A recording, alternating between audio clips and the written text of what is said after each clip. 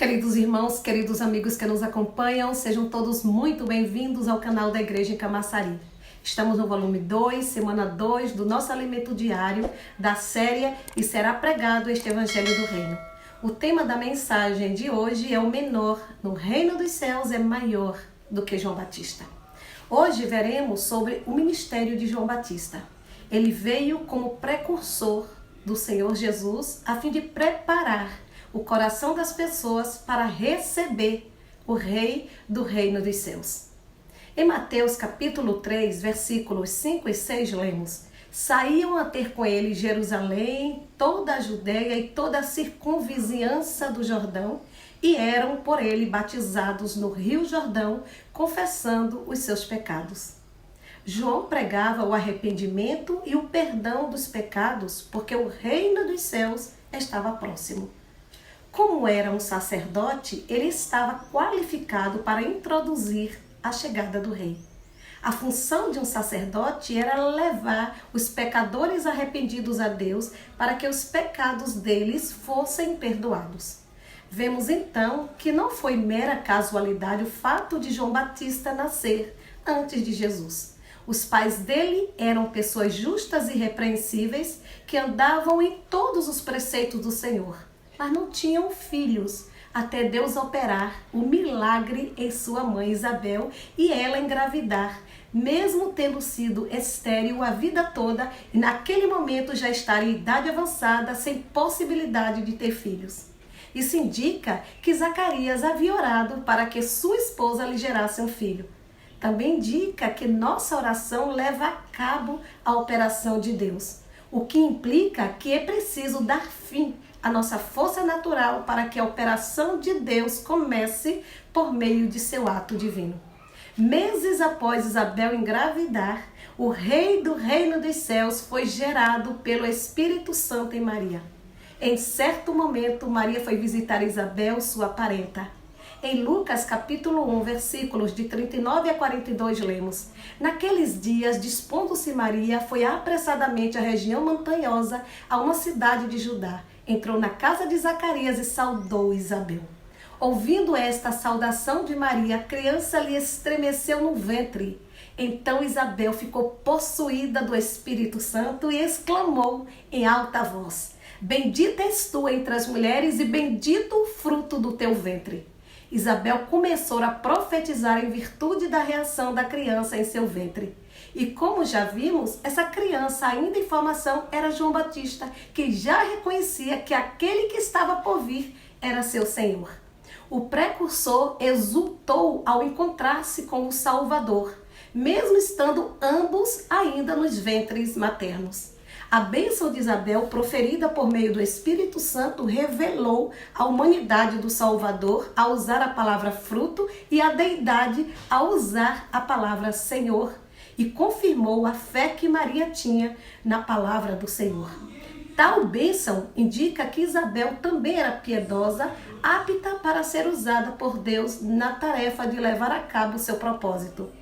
Sem dúvida, João foi um personagem muito importante para a transição entre o Antigo e o Novo Testamento. Contudo, no capítulo 11 de Mateus, versículo 11, o Senhor Jesus deu o seguinte testemunho a seu respeito: Em verdade vos digo, entre os nascidos de mulher, ninguém apareceu maior do que João Batista, mas o menor no reino dos céus é maior do que ele. Esse versículo é tremendo e traz-nos a revelação de que, apesar de João Batista ser importante e destemido, era menor que o menor no reino dos céus.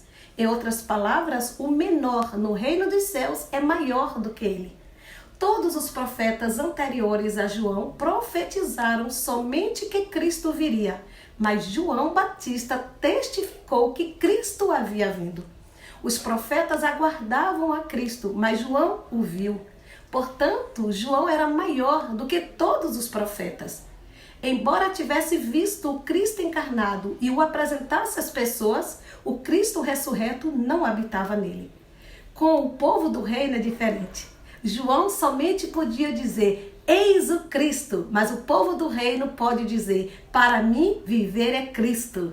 Portanto, o menor no reino dos céus é maior do que ele. Se uma pessoa é maior ou menor, depende do seu relacionamento com Cristo. Quanto mais próximo alguém está de Cristo, maior é. No capítulo 3 de Mateus, vemos a postura destemida de João diante dos fariseus e saduceus, que se orgulhavam da sua vida religiosa superior, da sua devoção a Deus e do seu conhecimento das Escrituras. Vendo ele, porém, que muitos fariseus e saduceus vinham ao batismo, disse-lhes: raça de víboras, quem vos induziu a fugir da ira vindoura?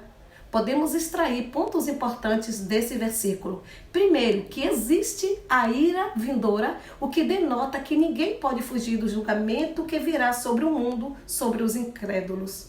Segundo, João chamou pessoas consideradas importantes de raça de víboras.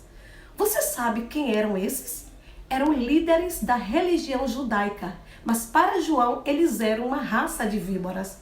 Era uma linguagem que os religiosos da época compreendiam muito bem, pois eles se achavam descendentes de Abraão e se orgulhavam disso, mas na verdade eram mais descendentes da serpente, ou seja, raça de víboras. Isso nos faz lembrar da serpente que enganou Eva no jardim do Éden, o que acabou gerando uma raça de serpentes. Isso significa que a natureza serpentina se multiplicou nas pessoas, produzindo uma raça de víboras. Pessoas religiosas com aparência do bem, mas que são capazes de até mesmo perseguir o Senhor Jesus e aqueles que invocam o seu nome, como foi o caso do apóstolo Paulo antes de se converter ao Senhor. Isso indica que nos primeiros tempos invocar o nome do Senhor Jesus era um sinal que caracterizava os que seguiam o Senhor.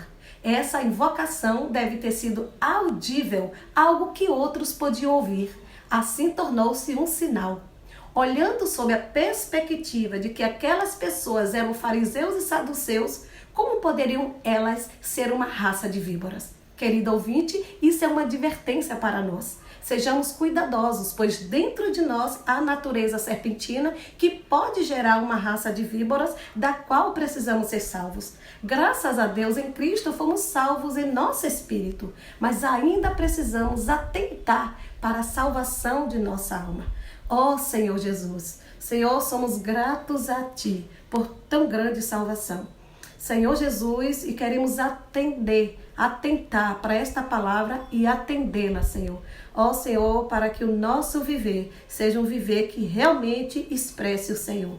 Abençoe os nossos ouvintes fiéis. Amém.